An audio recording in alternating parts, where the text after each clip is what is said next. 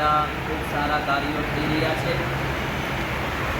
જલારામ બાપાએ ભક્તિ પણ ખૂબ કરી અને લોકોને ભોજન પણ ખૂબ કરાયું અને એ સેવા કાર્ય આજે પણ લોહાણા સમાજમાં આપણને જોવા મળે છે।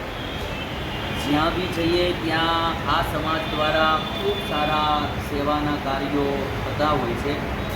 ખાલી ગુજરાતમાં નહીં, ભારતભરમાં જલારામ મંદિરો દ્વારા સેવા કાર્યને એમાંય ખાસ જમાડવાની વાત તો પહેલા નંબરે। એટલે આજે જલારામ મંદિર ડીસા દ્વારા પણ ખૂબ આરોગ્યનું બી સારું કાર્ય થાય છે, અન્નક્ષેત્ર પણ સારું ચાલે છે અને સાથે સાથે ભક્તિનું પણ કાર્ય આ મંદિર દ્વારા થઈ રહ્યું છે। એટલે આમાં જે તન મન ધનથી સેવા કરનારા ભક્તજનો છે બધાનું રામચંદ્ર ભગવાન જલારામ બાપા ખૂબ મંગલ કરે।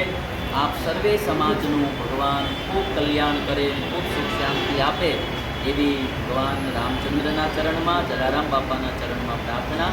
જય સ્વામિનારાયણ, જય જલારામ।